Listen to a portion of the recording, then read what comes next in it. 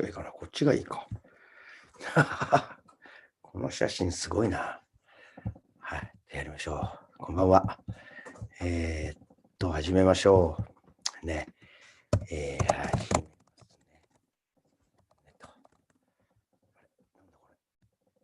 音ない文字打っちゃったね。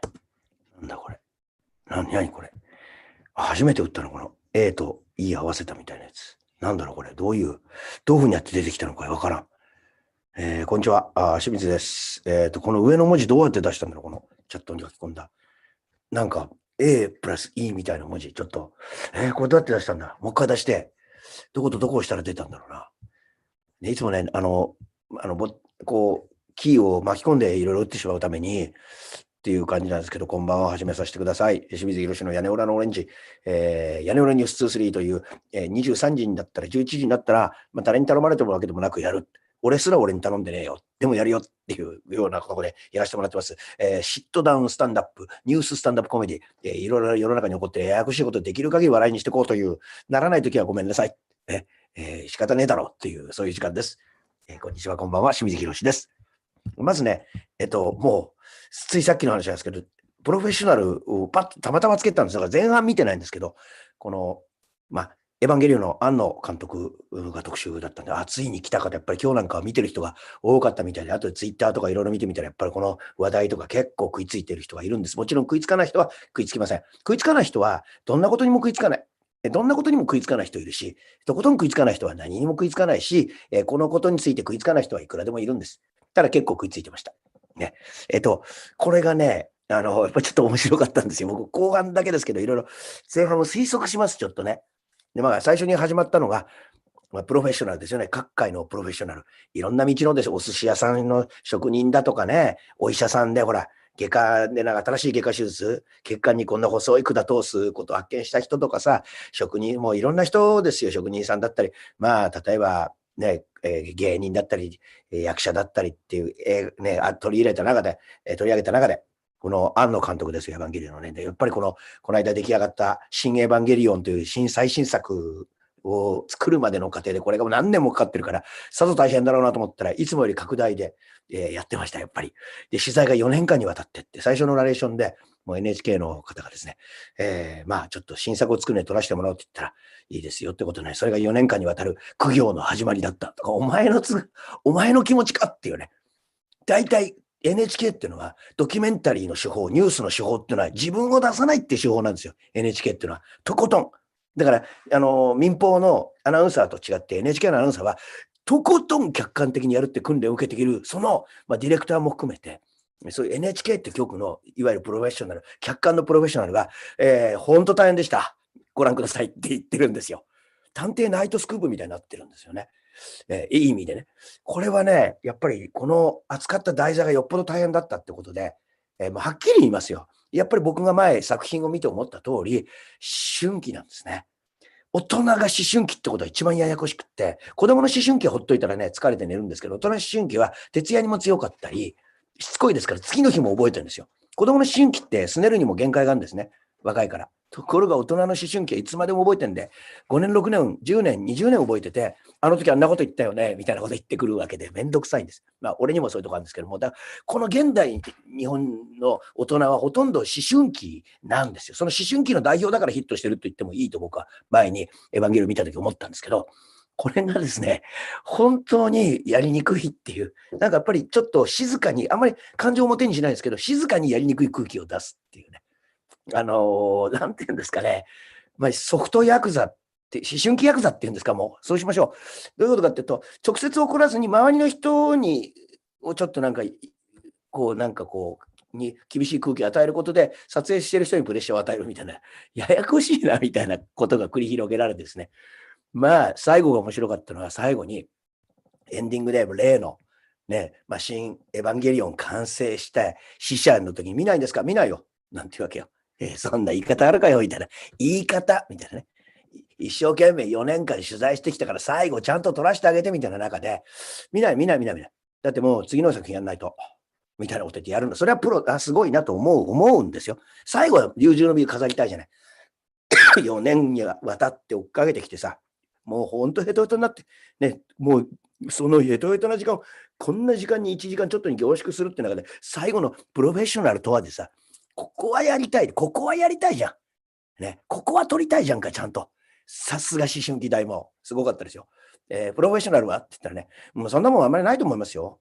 うん。僕ね、そのプロフェッショナルって言葉嫌いなんですよね。番組のタイトルも考え直した方がいいと思います。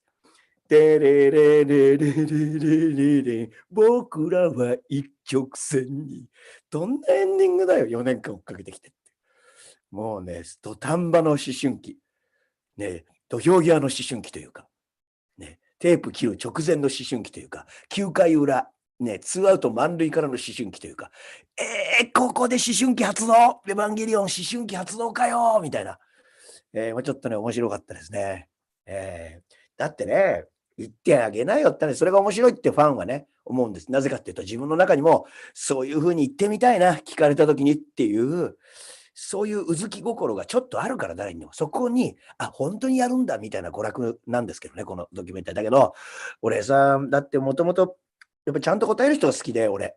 ね。やっぱ思春期困るよ。まあ、これらしいなみたいなことでみんなも思うけど、多分ディレクター何度見ても、苦笑いでしょうね、これ。何度もこの編集ラッシュ見て、出来上がったの、いや、はい。いや、でも、はい、まあ、らしいですね。いや、でも、みたいな釈然としない空気になるという。だって、バスの運転手さんやってたことあった路線バスでずっとやってこられてさ、その人、街のそういう無名な人も取り上げるじゃん。プロフェッショナルだから。ちゃんと簡単なことでプロフェッショナルとそれで一生懸命食べてる人のことですよ。それぐらい言えよって話なんですよ。お金もらってるからねってぐらい言えっていう話なんです。思春期だな、もうって思ったんですよ。なんか、それに拍手するやつも本当思春期で、俺も半分拍手したから思春期なんですね、俺も。アシュラ男爵のように半分思春期なんです、俺もこちら側。右半身が。だってさ、バスの運転手さん、路線バスの、ちょっと今見てみたんだよ、俺。NHK のアーカイブを。そしたらさ、ずっと運転しててさ、最後に、プロフェッショナルなんですかって言ったらね、もう引退間際に、いや、特にね、毎日同じこと一生懸命やるんです。そこにプライドを持つっていうぐらいのことかな。一生懸命やるんですよ。みたいな。もう、好きだもん、そういう人。そういう人になんか、ありがとうとかさ、言いたいもん。それをさ、プロフェッショナル、そんなのね、そういう言葉嫌いなんですよね。タイトルも考え直した方がいいですよ。僕らは一直線に、もう大人になれよっていうね。ほんと笑いましたよ。でも、ちょっと皆さんアーカイブ見て、ちょっと俺のこの振り合ってみてください。直前まで忘れてくださいね。何を言うかっていうのね。そういう娯楽ですよ。うわー、やっぱりなー、がっくし、ゲラゲラゲラみたいな。そういう娯楽でね。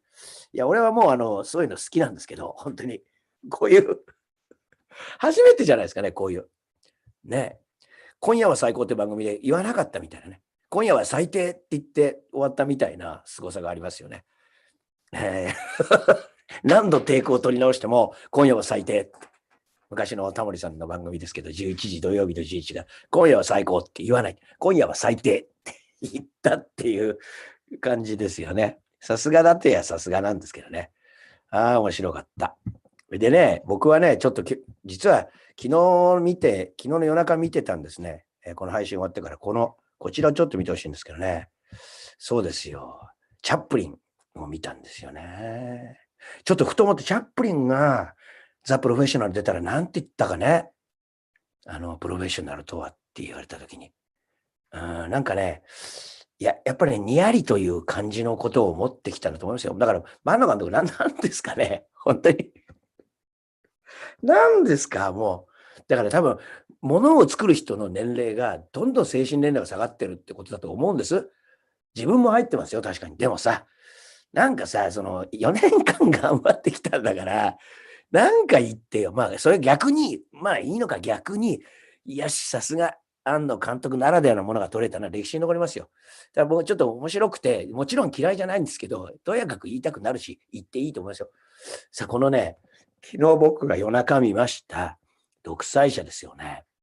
面白いね。2時間ちょっとあるんですけど、面白いわ。白黒で。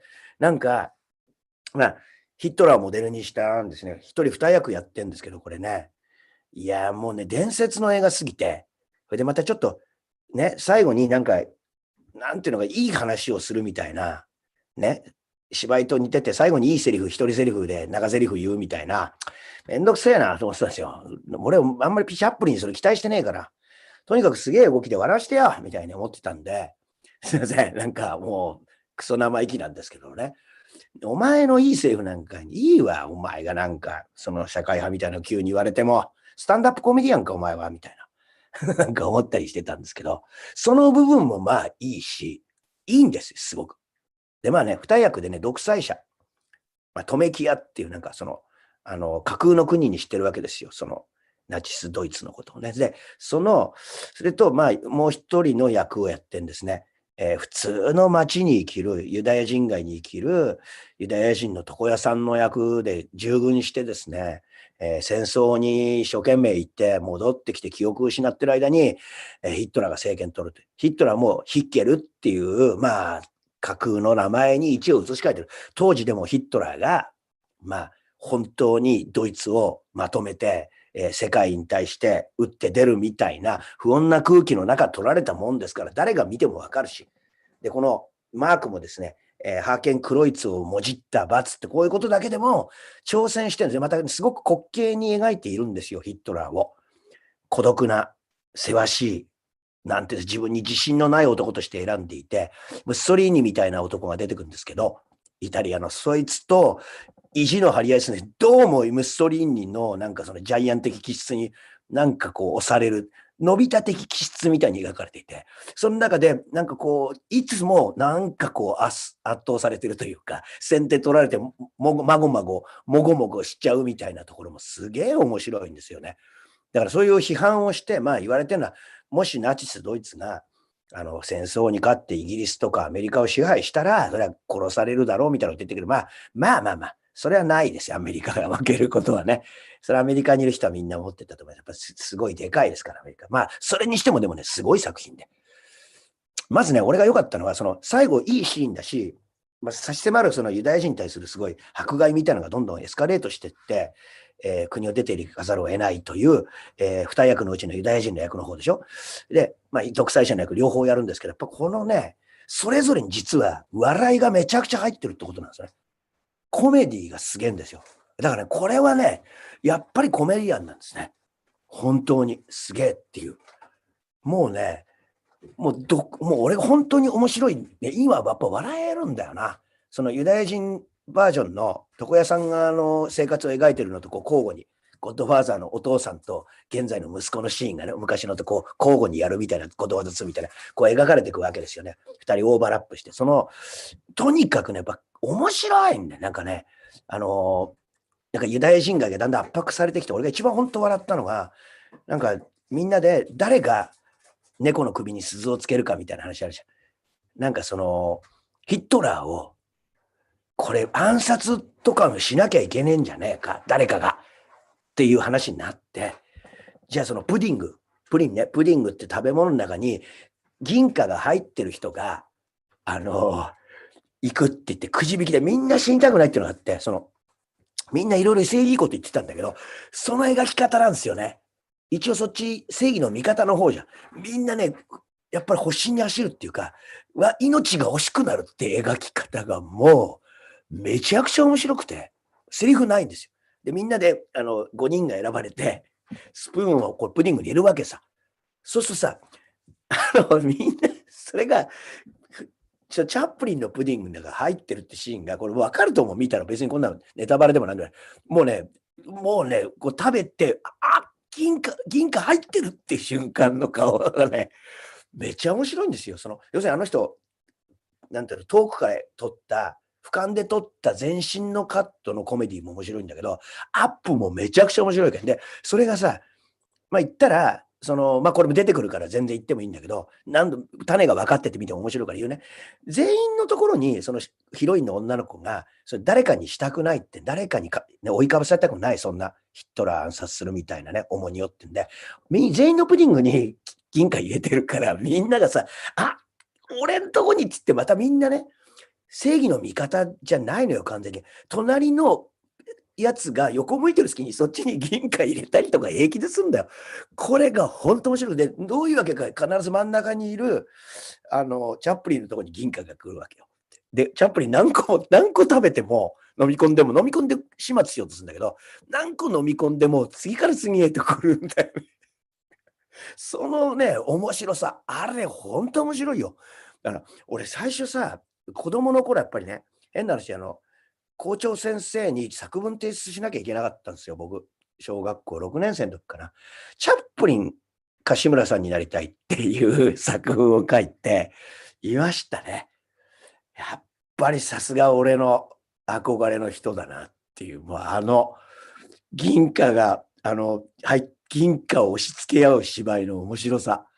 それからなんか、あと、ドイツの、要するにナチスの、なんて言うんですか、突撃隊ってあるじゃないですか、SS みたいな、要するにユダヤ人を迫害して逮捕して回る人間から逃れるときに、まあ、良かれと思って、その女の子はフライパンで、ね、SS の突撃隊員の頭殴るんだけど、自分も殴られたりしてるとかさ、やっぱあんなのさ、日本で言ったのも志村けんさんぐらいだよね、できるのね。めっちゃ、あと、佐々木さんもできるかな。うん、なんかでも面白いね。ああいうの見てるだけでさ、幸せな。それでさ、それがさ、ちゃんと状況の中で出てくるからですね。悪いけどやっぱりね、スタンダップコメディもそうですけど、やっぱり言いたいことだったらまず笑いをしなきゃダメですよ。ほんと。意見だけ言ってる場合じゃねえわっていう、いちいち面白いんだよな。あとなんか記憶が戻って、床屋さんとしてもう一回ね、働き直すところあるんですよ。で、ユダヤ人政策もヒットラーの都合で変わるんです。本当に描かれてるんだけど、なんとかスタインっていう、エブンスタイン、なんかユダヤ人のすごい財閥からドイツがさ、その軍備を借りるんですよ。だからその時には、そのユダヤ人を迫害してるやつに貸さないって言われたけど、金借りたいために国内のユダヤ人迫害を一回やめるシーンがあってね。そういうとこも実は本当に、本当によくできてる。苦いとこ描くなと思って、そうするとちょっとさ、そのユダヤ人街の迫害も急にパタリとやんで、なんかこう訪ねてくる突撃隊員が急に挨拶してくれたし、あれどうしてるのかしらみたいな。あれ迫害なくなったのかしらみたいな。その間にね、床屋をやるんで、その女性とデートするんですけどね。で、心優しくて勇敢な男だからさ、チャップリンは。なんでそうだと思う？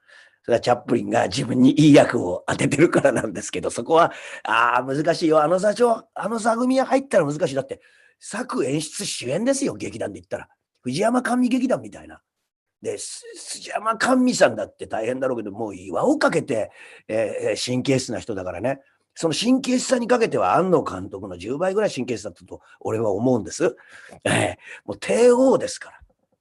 碇谷長介なのに、庵野監督ぐらい思春期だったと思ってくださいよ。どんだけ現場大変かっていう、勝手に決めてますけど、その中でさ、まあ、自分にいい役来るんですけどね。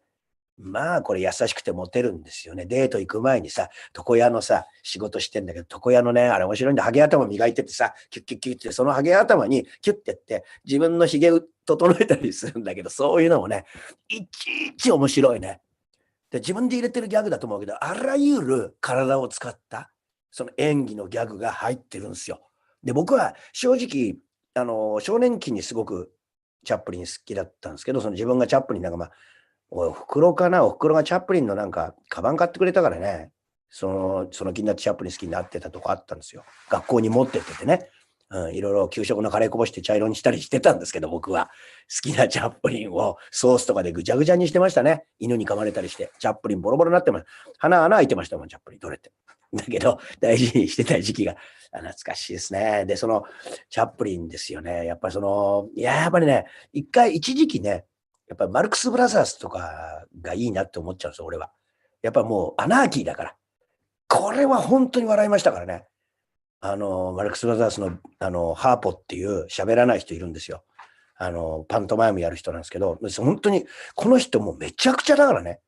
人が喋ってる間になんで帽子取り替えたり、ネクタイを切ったりするんだ、ハサミでとか、やってることめちゃくちゃなんですよ。ああいうのに憧れましてね。僕めちゃくちゃその芝居、あんなにできないですけど、影響は受けてましたね。なんかこう、リアクションの取り方とか。うん。志村さんの二度見とか、やっぱりそういう、欧米の喜劇の影響ですかね。二度見で驚くっていうね。ああいう体に、志村さんは一応、体の力抜いた普段の演技を落とし込んでらしたんだけど、俺はもうそのまんま舞台で、目を向いてハーポみたいにやってたんですけど、そういうの憧れですよ。面白いなとかね。ローレル&ハーディとか、そういうの面白いなってなんですけど、やっぱチャップリン改めて見て、すっげえ面白い。なんか自分が誤爆して、フライパンで殴られて、あたりをクラクラしながら歩き回るシーンとかね、ほんとふざけてんのか、親父みたいな。うまい。ふざけてる。すごい。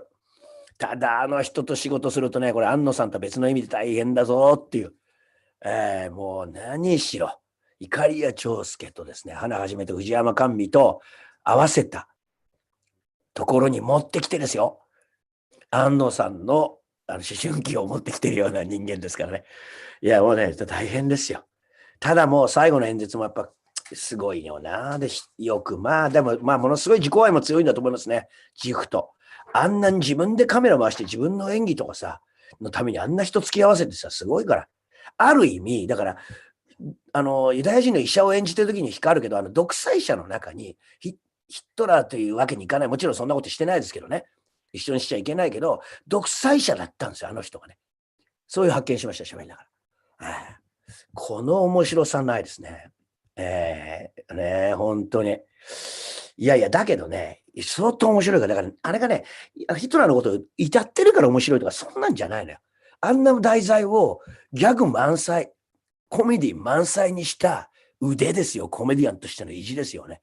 だから危機迫ることであって、やっぱこういう物事を訴えるときには、俺の持てる笑いを全部入れてやるんだというですね、そういう思春期ですよね。思春期じゃないんですけど、無理やりつなげるとそういうことです。めちゃ面白かったですよ。もう。なんでこれまでちゃんと、途中でね、いいよ、もうどうせ。どうせなんかあれだろ褒められてんだろみたいに思ってごめんなさい。ほんと悪かった。すげえ作品ですね。面白いものいっぱいありますよ、本当にね。さて、普通のニュースもちょっと活かしてくださいよ。今日はね、この主に安野さんと、チャップリさんね。チャップルさん、やったんですけどね。まあ僕、これですかね、まずね、なんだよというね、オリンピックですけども、もうね、無観客でやるなんてことを考えてて、じゃあもうさ、やめればいいのにっていう、思いませんもうなんか。もうだから、どういう風にやってんのもう最後はもうただ、もうね、今更やめるって言えないだろみたいな、そういう感じで。やって、これがね、世の中に感動を与えるって言うけど、無観客で配信だけでさ、例えば、ね、外国からのお客さんも入れないと、で、国によって参加しないってことをどんどん最初の理想からダウンしてって、それで、いやー、これ意義ありますよって言ってるのはね、もうそういう風に引っ込みつかなくなってる人の、引っ込みつかねえっていう感じの振る舞いなんですよ。だから、今後ちょっと注目していきたいと思います。いろんなことを言って、いかに意味があるかってことを言うんですけど、ほとんど足元はグラグラで、自分でももうね、もうちょっと肌寒い感じになってると、寒みたいな感じになってる中で、どう開き直ったことを言っていくかっていうのは見ものですよ、これ。こういうのをチャップリンにやってほしいなっていうか、俺やりますよ、じゃあ。俺やります、本当に。チャップリンさんにも休んでいただいて、俺が一人芝居とかでやりますよ、これ、本当に。もうで頑張りますよ。いや、相当人間ってやっぱり、その都度その都度の客観的なところを、殺して、もう主観の中でなんとか生きるんですよね。だから、無理なのにやるって時にものすごいこと言ったりする。逆に今はやった方がいいんじゃないかとか言いですからね。逆ってなんだよってことですよ。こんなにピンチな今こそ逆に逃げちゃいけないんじゃないかって違うんですよ。逆とかそういうのねえから。逆に言うとか。そういうのないから。で、逆じゃねえからそういうのって大抵。ね。本当面白かったな。そういう面白いですね。ちょっとね。コメディとしても見てしまうわけですね。そうなんですよ。ねえ、与田さんね、チャップリンも独裁者なんですよ。だからね、監督一緒で音楽まで作られたらもうみんなどうする俺が音楽もやるからって言ってる人ってやっぱりちょっとさ、正直言うけど、休憩ってチャップリンがトイレ行った瞬間にさ、もう悪口言い放題ですよ。なんだあいつ。音楽までやんのかよ。天才か、お前は。天才のつもりか。いるいる、びっくりした。いい曲ですね。とか、絶対そうだよ、あんなの。お前だろ、独裁者は。やるか、音楽、普通。ね。そういう人って大概困っちゃうし、俺が音楽入れてよかったのって、監督が。レニングラードカーボーイだけですよ、フィンランドの監督のカリウスマキ。ね、カリカウリスマキでしたっけ。面白い名前の。どうしてもカルメンマキと重なっちゃうんですけど、重ならないです、普通はね。俺の中での偏見です。あの映画の曲、違う、あの人じゃない。違う。そうだよね。違うな。俺違うこと言ってる。カリウスマキだったっけ違うな。あの人だよ。ユーゴスラビアの、アンダーグラウンド撮った監督の音楽はいいですよね。ここでやるとまたあれなんですけど、パパパパパパパパパパパパパやれねえのかよ。なんて不自由なんだよ。なあ、YouTube、ジャスラックかお前はっていうね。本当に。だよ。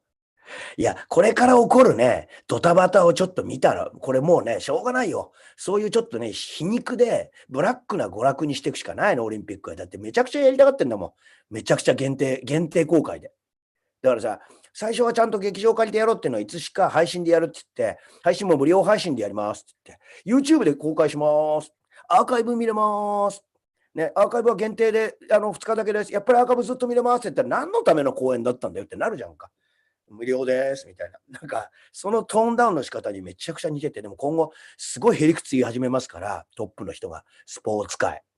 スポーツ界から舞い上がった意見出てくるよ。やる意味がありましたみたいな。全然ねえだろうみたいな。全然とは言わないけど、だいぶねえだろうっていう中で、ほとんどね、通常のオリンピックと変わらないぐらいやれてますとか言う人出てくるから、絶対。変なこと言うやつ。で、また内村航平さんも多分また復活して変なこと言うと思うから、もう見ものですよね。それからまあ、オリンピックの有識者会議、それから政府、五輪大臣、橋本さん、丸川さん、ね、次々と変なこと言い出しますから。あと橋本徹も変なこと言うから、絶対に。まあ見てください。本当で、最後には存在感の薄い棒読みの状態で菅総理大臣が変なこと言うからね、こういうの全部見て、もうコメディだと思いますよ。で、あとはバッハたちの調子の良さ見てください。どっちでもいける。両面待ちですからね、あいつはね。どっちでもいけるから。自分の懐痛まないからね。金出すのはどうせあいつらだ。みたいな感じの無責任発言。いやー、私もそう思ってましたって絶対言うからね、どっちになっても。やることになったら、いやー、私もそう思ってました。さすが日本です。さすが菅総理。さすが日本のJOC です。やめることになったら、よく決断した。私もそう思っていたんですって絶対言うからね。こういうのはね、もう見とかなきゃダメ。絶対見とかなきゃダメ。であとこれですね。ちょっと今日、このグローバルキッチンというところがですね、要するに今、時短の東京都に対してですね、裁判を起こしたと。まあ、俺はね、いいと思うよ。俺たちはやっぱりそれぞれに生きてんだから、こんな時に黙んなくていいですよ。いや、本当にだってやるべきだよ。だって、俺たちは江戸時代じゃないし、ね、直訴したら、ね、首切られて、その村丸ごと首切られるとかじゃないんだから、やっぱりおかしなことをやってたら言うべきでね。じゃあ、その時短の効果ってどういうふうにあったんだよって証明もしてないじゃん。エビデンス言う割には。で、なんかまだこの特定の企業をね、対して時短を要求すると、やっぱりそれはさ、ダメですよ。そういうふうに権力使っちゃう。それこそ、チャップリンに怒ってもらいたいですね。本当に。ダメなんですよ、やっぱりだから、反撃するのはもういいし、どんどん、いろんなことをぶち上げて、面白い発言もして、どんどん味方につけていってほしいですね。やっぱり。それで、こういうふうに言うことって実はさ、よくさ、政府べったりの考えの形はさ、日本の流れを止めるのは違うんだよ、逆に。こういうふうにちゃんと言い返す人がいるってことは元気になる人いるから。ああ、よく言ってくれたね。よーしっつってちっちゃなお店の人でも、よーしって思うから、サラリーマンとか、俺みたいなさ、スタンダップコメディアンでもさ、うわ、嬉しいな、自分の意見ちゃんと言う人がいるよ。頑張ってってやっぱり、いいね、俺も頑張ろうって思うから、やっぱちゃんと意見言ったり、訴訟とか政府とか、東京都に対しても、ちゃんと裁判を起こしますっていうような人間がいるってことが元気出るから。それが元気に出るんだよ、どっちかっていうと俺、オリンピックより。俺はね、そう思いましたね。てなとこですね、今日は。一応告知です。これ、オープンマイク出ますよ。ですね、このポエトリーリーディング、詩の朗読というジャンルがどれだけ何でもありなのかを見てほしい。俺も最初詩の朗読っていうのを、スコットランドのエジンバラでもう本当にやけになって参加したのよ。スタンダップコメディ行き詰まってて。その時に知ったんだけど、もうさ、ラップはやるわ、踊るわさ、なんか一人芝居やるわで、何でもありかよと思ったの。踊ってるやつもいたし。何でもありなんです、それこそ。そこに私もいよいよ参戦することになりましてね。この大会が3月28日にあります。そしてですね、マーダーミステリーもまだ、26日までは見れますよというね、アベマ TV で、これまで無料で見れますから。で、27日には、いろいろインタビューされたとかですし、プライベートなコメント、撮影中のそういうの全部完全版で見ることができます。そちらの方も見てくださいということです。はい。以上です。どうもありがとうございます。ちょっと皆さんのコメントを見たいです。ね、まこみさんこんばんは、福岡さんこんばんは、ポノピーさんこんばんは、ヨタさんこんばんは、かこさんこんばんは、大塚さんこんばんは、金松さんこんばんは、キクさんこんばんは、ね、もう思春期なんですよね。そう、元木さんこんばんは、そう、面白いよね、やっぱり。俺じゃあ、でもやっぱり一番俺好きだったのは、路線バスの運転手さんだな。あれは良かったよね、あれは。ああいう好きだな、俺あれと思って、それともう心の中で比較して笑ってんのよ。あの監督の思春期ぶりを。でも正直なんだよね。面白いね、本当に。まだ日本全体が思春期だからやっぱりさ、やっぱあの人の時代だと思うわ。加藤さんこんばんは、植木さんこんばんは。そうですよね、三浦さんこんばんは。ね、まこみさんこんばんは。もうさ、いや、本当言ってそれはもう、オリンピックで逆転するのって古いんですよ。経済的な、経済をこう、なんていうの、刺激する刺激策として、一瞬だから、マジでカンフル剤だから、マジで、急にきつい栄養ドリンク飲んだだけのことで、内臓を痛めたりするんです、下手したら。まあ、ちょっとうまいこと言ったみたいな顔しちゃいましたけど、全然平常の経済の仕組みに対しては全然効き目がないので、まあ、言うとさ、デパートとかのを特別セール対応に作り変えるわけじゃないですか。全部取っ払って、普段肉とか野菜売ってるところ全部特別品セールを。で、そういうふうにして、すごい金かけてやるんだけど、その期間だけだからね、それね、通用するの。他使えない、そのハードっていうか、劇場っていうか、なんていうの、スタジアムとか山ほど作ったり、プール作ったり、あと道路作るでしょ。道路だよね、問題は。使わないじゃん、みたいな。で、まあ、これはもうちょっと調べてもらいたいんですけど、もうここのところのですね、何回もの、もうここ何十年、20年、30年ぐらいのオリンピックやった国で景気が良くなった国は一つもないですよ、オリンピックやってね。ある特定の業者が儲かるって、だからそれはもう分かってるでしょっていう、だからそこにチャンスをかけるのをやめないと、なんてちょっとね、どうしましょう、俺も立候補しようかな。どっかの村で、なんか、嘘だよっていうね。いや、そういう政治やってる人間はすごいですけどね。それだけのやっぱり誉れと、それだけのやっぱりものを得てるわけですから、それが欲しくてやってんでしょうから、やっぱりもうちょっとね、頑張ってやってくれよっていう感じがすげえありますよ。ね、ありがとうございます。ね。広島さんありがとうございます。ね、僕はね、いや、チャップリンエビの天ぷら好きだったとかね、いろいろ言うんですけどね、やっぱりね、いや、チャップリンはね、多分未だにどこの国のコメディアンも尊敬しとると思いますよ。やっぱり基礎がすごい。金ちゃんも、萩本欽一さんもなんか何かでおっしゃってたけど、演技のモメントのこと言ってびっくりするときに、私たちはね、首から、手とかこれだけなの。チャップリンはね、両足、腰、足先、ね、8つぐらいね、驚き、コンティ入れてくるの、みたいな。あんまり聞いてもわかんないと思いますけど、俺が解説すると、全身を使えてるってことですよ。これは本当に大変なことで、全身を使えてるんです。普通に。全身が一体化して、コメディの芝居ができてるっていう。すごいことなんですけど、多分そういう人結構昔はね、多分ダンスとかステージの経験、コメディでやるが多かったからだと思うんだけど、ジーン・ケリーの雨に歌えばに出てくるですね、サブの男、ジーン・ケリーのそばついてる、だから要するに、星の王子様ニューヨークに行くとアルセニオ・ホールみたいな、エディ・マーフィーです。あいつの動きすごいです。あれもう完全にすごいですよ。ああいう人が、結構昔いたんでしょうね。体に筋が通ってるというか、全身で、演じられる男です。指先、足の先までっていう。ちょっとすごいんですよね。チャップリンいいな。そして庵野監督思春期だなっていう。そしてオリンピック。もう、いつやめるかっていう段階に入ってるんじゃないかと思いますけどね。これでやるんだったら見ものだぞという回でした。ありがとうございます。